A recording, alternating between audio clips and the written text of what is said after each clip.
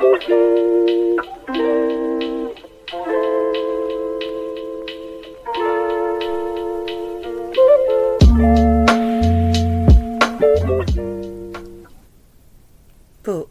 Arun Som, translation genius who brought Soviet books to Bengali masses.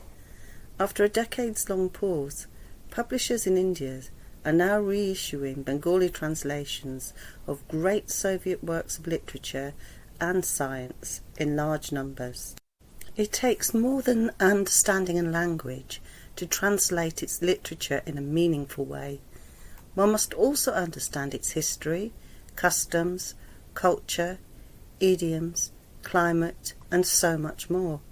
The true genius of Arun Som's translations lies in his ability to convey not only narrative and dialogue, but also nuance and spirit. His works are once more gaining popularity in India and Bangladesh. Evgeny Spirin, Tuesday 24th of September 2024. This article by Evgeny Spirin is reproduced with thanks from the Krasnoyarsk-based Russian Marxist journal Za Pobedu, for victory. The translator was Indian scientist Dr Amit Dhakulkar, founder of the project Mir Titles, which has created the largest open internet archive of Soviet books translated into foreign languages. Today, when scholars in India or Russia write about the history of cultural ties between India and Russia, the name of Arun Som is mentioned alongside that of tver merchant Afanasy Nikitin, who pioneered the route from Russia to India, and Gerasim Lebedev, a Russian traveller and musician who founded the first European-style theatre in Kolkata, with a troupe and orchestra composed of local residents. Arun Som, the greatest translator who has translated more than 40 Russian and Soviet books into Bengali, is rightfully placed alongside Nikitin and Lebedev. He, more than anyone else, introduced Russian culture to Bengali-speaking residents of the Indian subcontinent. Today, the Bengali language, one of the most widely spoken languages in the world, is spoken by 250 million people, mainly in India and Bangladesh. For a good translation of a Russian book into Bengali to emerge, many factors must come together. You must understand that historically there have been very few experts in the Russian language among Indians, including Bengalis. England, which colonized Indian lands, did not encourage such knowledge. Moreover, England actively promoted the fragmentation of India in every way, including linguistically. Many Indian peoples, in fact, do not have their own established cultural tradition because modern speakers cannot read books that were written in their language 150 years ago. This is owing to the fact that the script of their language has changed 2 or 3 times. Without a written cultural tradition, it is impossible to create a complete literature. Tolstoy would not have become Tolstoy without relying on Pushkin and Derzhavin. In the first half of the 20th century, what was referred to as the translations of Russian literature in India was in reality a distant retelling of a Russian work that had first been translated into English.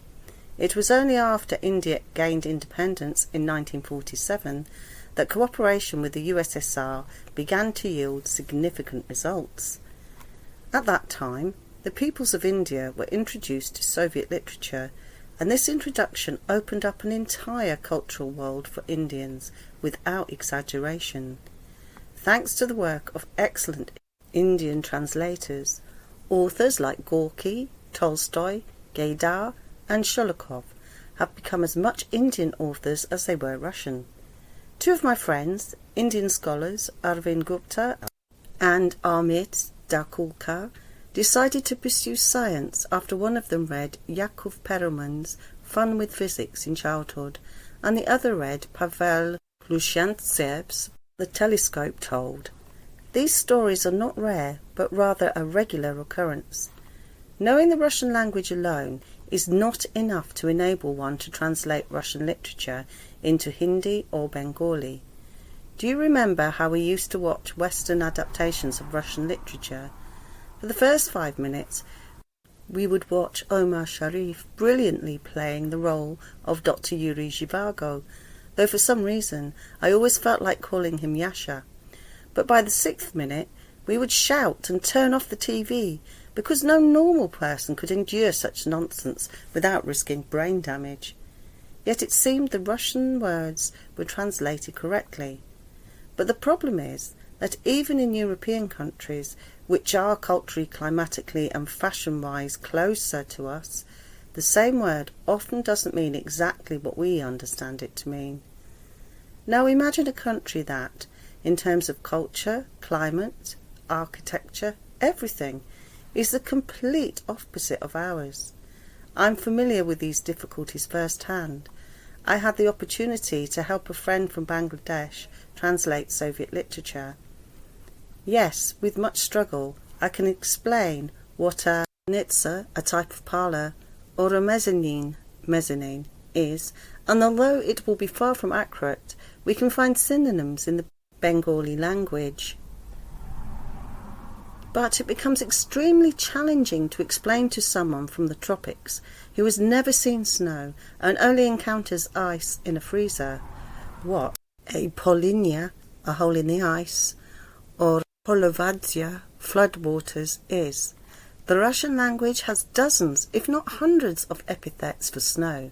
How would you translate them for someone who doesn't even understand what snow is? Now, try explaining to a Bangladeshi or Indian the meaning of the phrase, a gentle June night. What do I understand by this? It is 21st of June, the shortest night of the year. The day's heat has subsided. It's around 19 degrees Celsius outside. I'm lying under a light blanket in my small summer house. The sky is already lightening on the horizon. The door is open. 10 meters away, a river flows, and I can hear its gentle splashing. For my friend from Bangladesh, the situation looks quite different. It's a pitch-dark tropical night. The temperature outside is 40 degrees Celsius, and inside his fragile room, heated throughout the day, it's even hotter. Next to his bed lie a flashlight and a stick, just in case a snake crawls into his room. And there are thousands of such phrases and concepts. What is a restless night?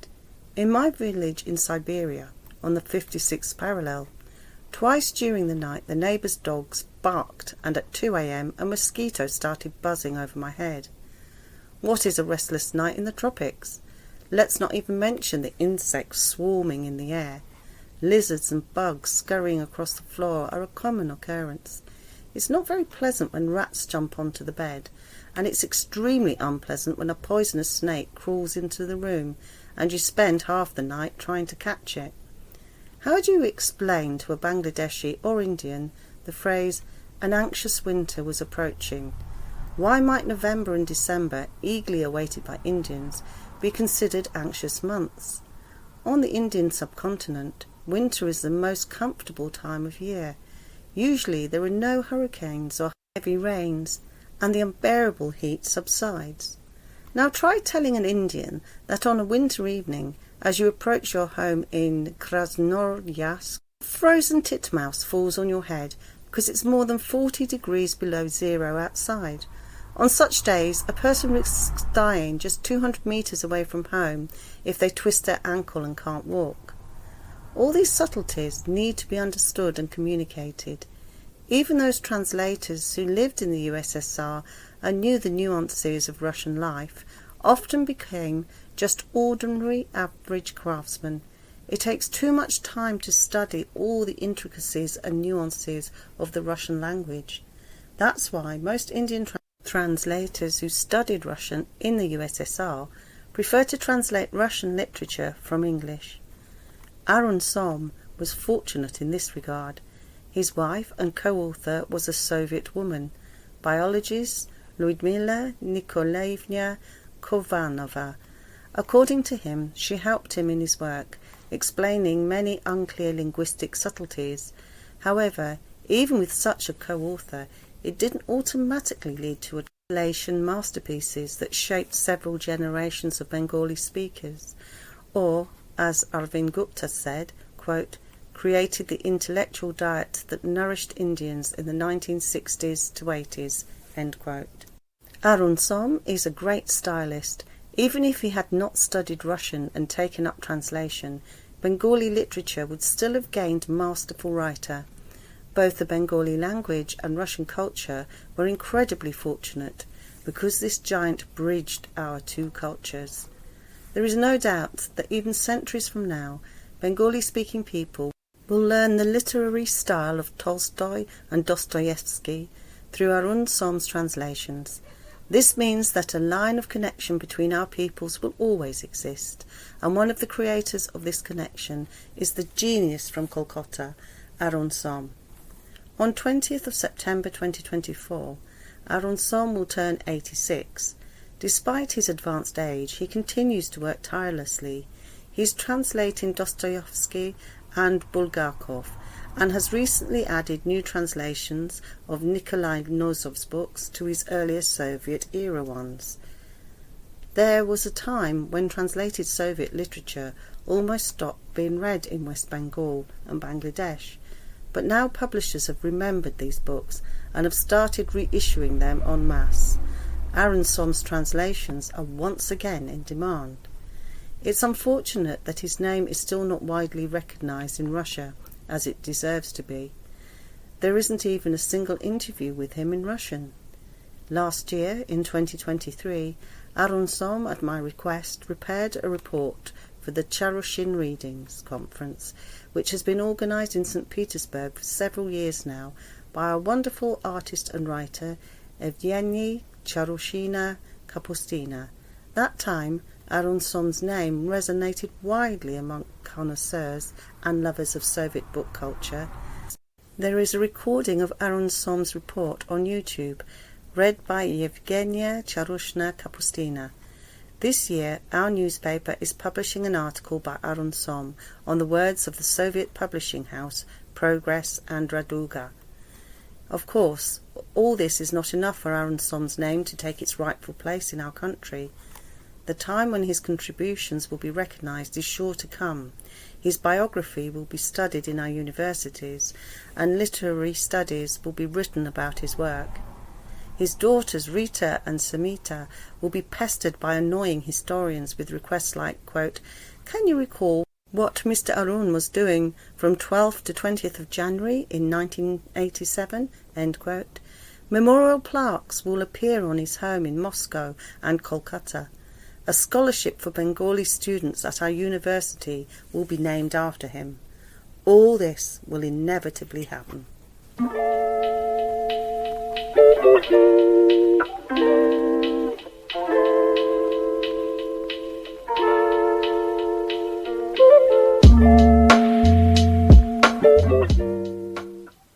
Thanks for listening to Proletarian Radio. We aim to bring you the best Marxist analysis on current affairs, revolutionary history, and theory. Do like, comment, subscribe, and share our content to help us reach the widest possible audience. We are a small organization with limited resources, and we need workers' support if we are to grow and fulfill our mission. If you are able to make a one-off or regular donation, no matter how small, please visit our website at thecommunists.org and register as a supporter.